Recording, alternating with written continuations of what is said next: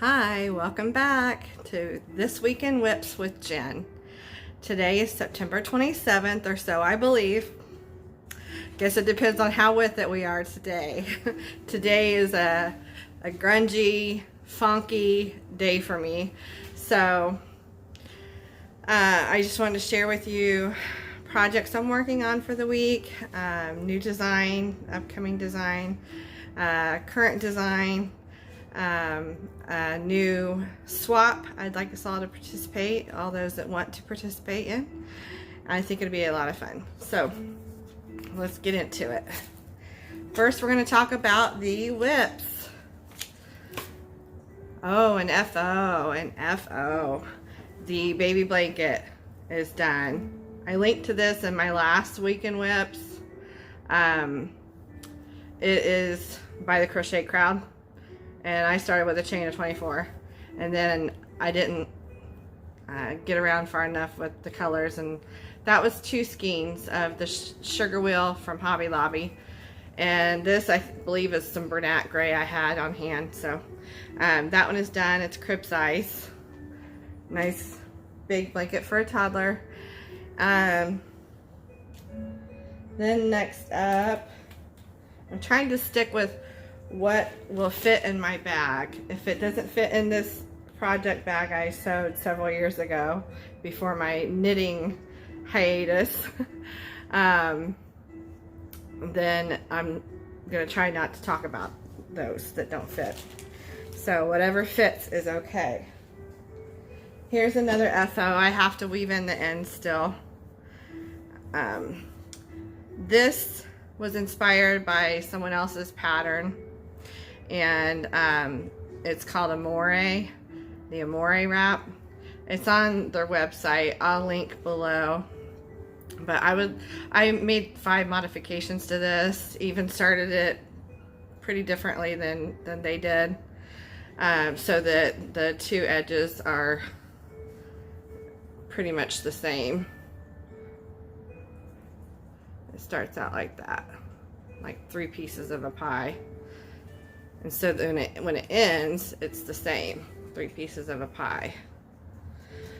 And I also added some picots and made these danglies instead of just a shell. I made them dangly leaf looking. They look like a ginkgo leaf with a 4-stitch picot. I increased the size of the shell, put an extra chain stitch between the V's. So this is for my daughter's birthday. Happy birthday, Emily! It's not till November, but I'm going to give it to you early so you can wear it for the fall. It's pretty good size. I showed a video earlier. You might want to catch that on steam blocking acrylic, and showed how I steam block my shawls. So you can wear this either around the shoulders or wear it as a scarf, which I love to do. And the colors here just scream fall. And it's equal on both sides, so it's not asymmetrical. It's stitched on the bias, but it is even. So one side is as long as the other. So the middle of it is right there. Just a nice even shawl. So I love it, love it, love it. This is stitched in Mandala Centaur, which is a DK weight. And so the pattern is very addictive, very, very addictive, I gotta say, because it's just pretty much a 2-row repeat once you get past the start. And then the final row is just making those same leaves all the way across the V's. So this one is in progress. This is done with the Yarn Bee Delish Boutique, and it has a bit of a haze to it. I don't know what the contents are. Sorry about that. Unless, let me see if this is the, nope, that's a sugar wheel band. I should have the yarn band unless I threw it away at work. I think I threw it away. Anyways, I'm sure there's some acrylic in it. I don't think there's any wool. This looks like it might have either some mohair or something in it. It feels like it might have a touch of mohair. And I believe mohair is from goats. Could be wrong. So this one, equally lovely. The colors change kind of sporadically. There's little dips and dots of the other colors that pop through. There's some gray coming through in the mint. And then it blends the mint and the gray, and then it goes to the darker gray, and then to this teal, and then back to another shade of mint. Kind of the teal and gray blend right there.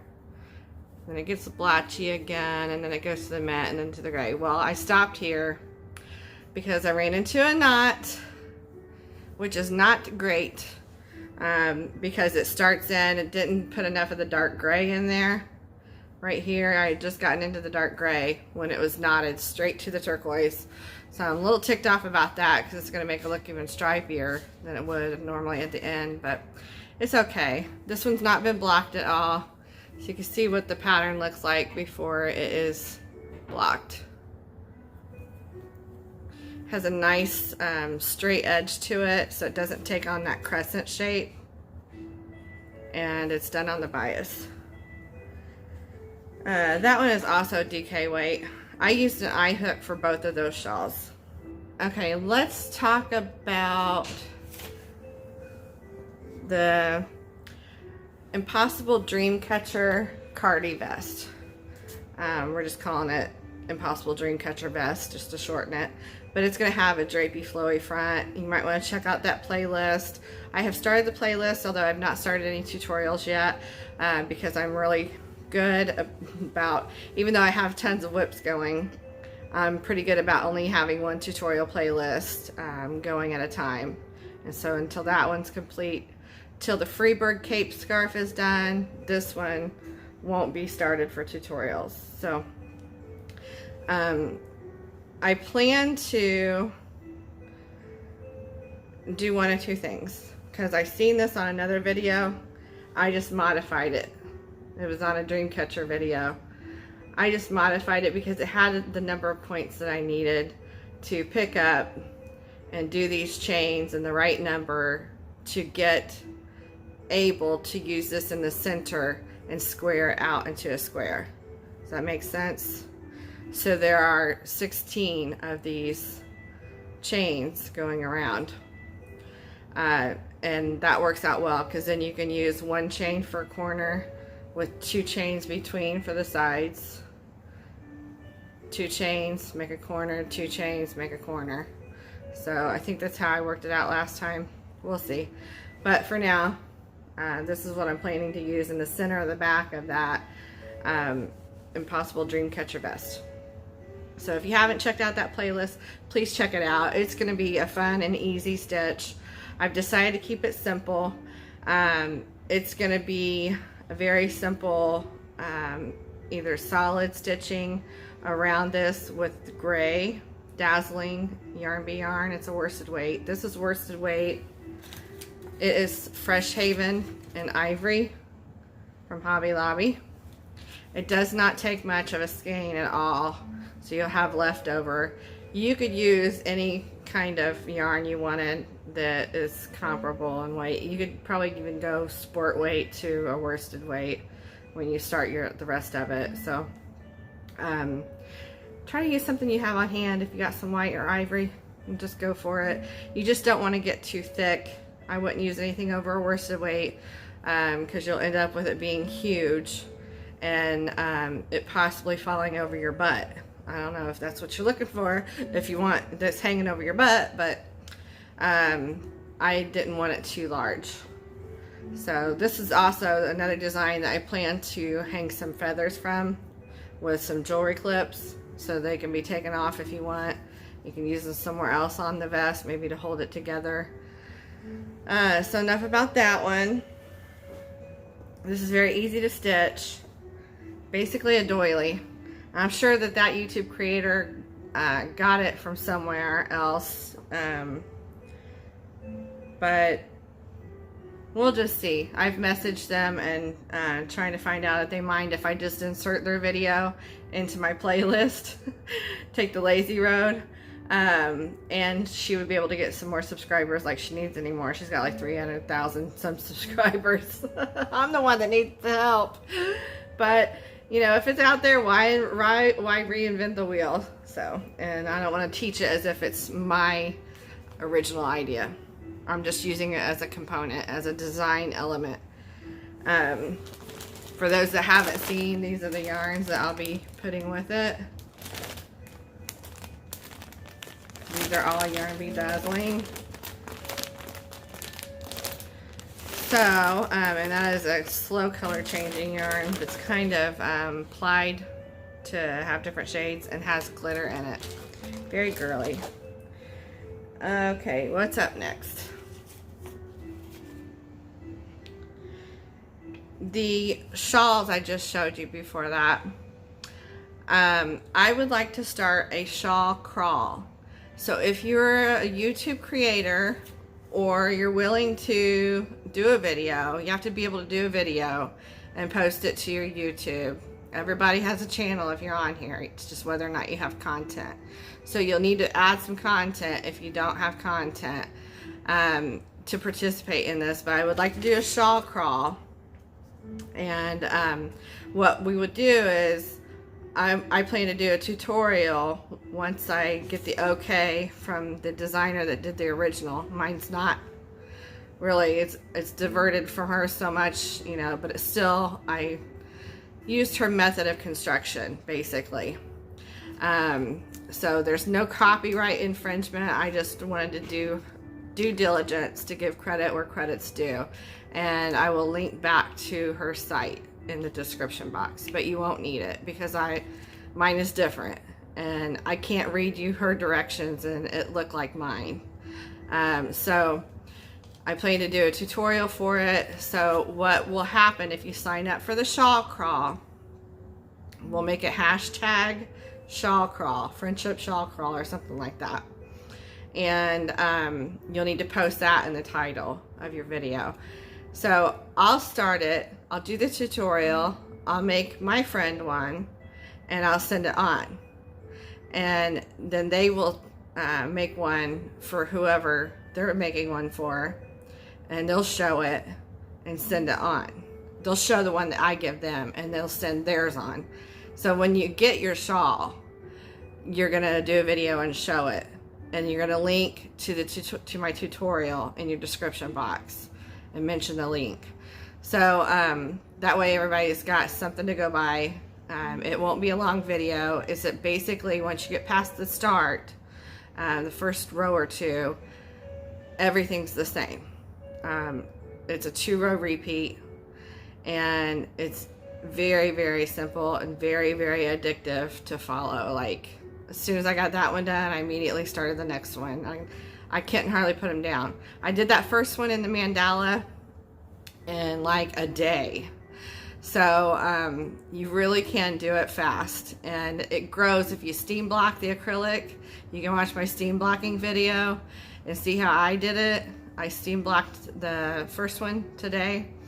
It's very fast and easy. You don't have to pin it out. You don't have to worry about any of that. Just steam block it.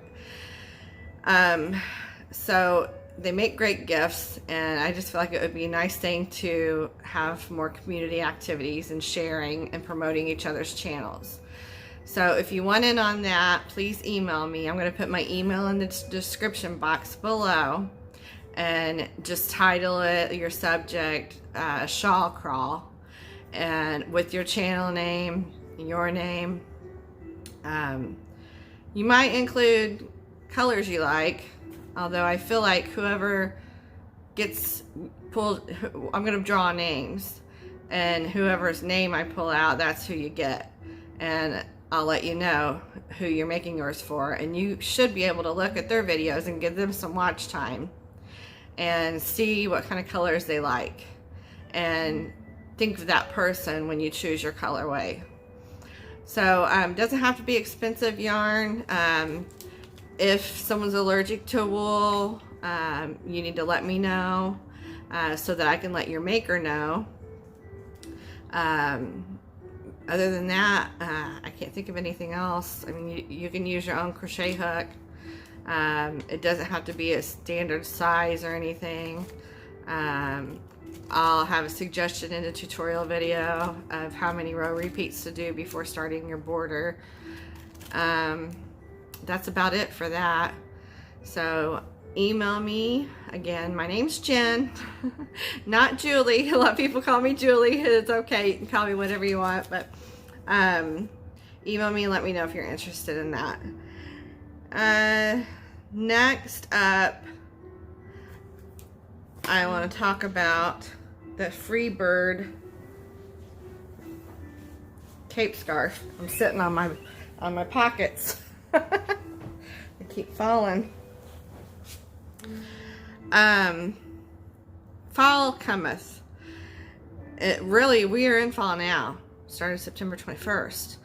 And I love fall, and I always wish I'd have gotten an earlier start making stuff for fall, but it has to get really close before I really get on fire and wanting to make things for fall. And then I start wanting to do a tutorial for my designs because I want to share them with the world. And so that slows me down on getting my stuff done. But then it gives me more ideas, so then I get more of the irons in the fire, and before you know it, everything's a mess around here. It looks like a bunch of cats have been in the house playing in the yarn. So I just want to show real quick in case you've missed my prior videos or you're new to my channel. This is the feather stitch pocket. Reversible. This has been blocked, so it has drape. It's done in the cookie yarn from Hobbii, Hobbii. One finger, and you get that much drape. Without the steam blocking, you don't get that much drape, so expect a chunkier version if you don't steam block. And this is, I love this yarn. I switched to this after the Chloe yarn from Yarn Bee was a fail. She was not cooperating and being a little biatch. So she got the axe, and I frogged that section, but I had like 8 inches done on that body piece.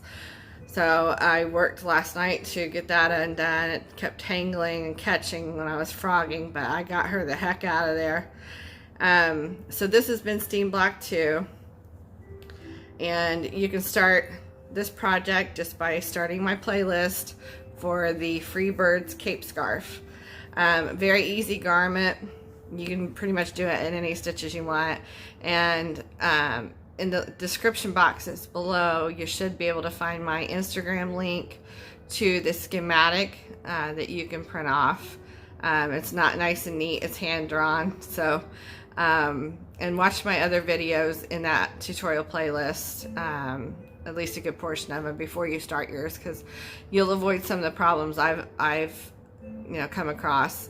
Like mine was not, I didn't chain up enough stitches for it to be 80 inches without steam blocking. So if you don't want to steam block and you want that fluffy look to it, to the feather stitch, then you're going to want to probably chain up 240 to start your body. So mine, I love steam blocking on my wearables, and so I'm just going to love this to pieces, and it's going to drape and hang off the body very nicely. So watch the videos, see what you think, see what you have on hand to use. It doesn't have to be any special purchase. There is a significant amount of yarn involved. I'm probably going to, when I get the feathers done, I'm probably going to have used about 2.5 balls or cakes of the Hobbii cookie yarn, and the comparable yardage in the skeins from Hobby Lobby for the I Love This yarn.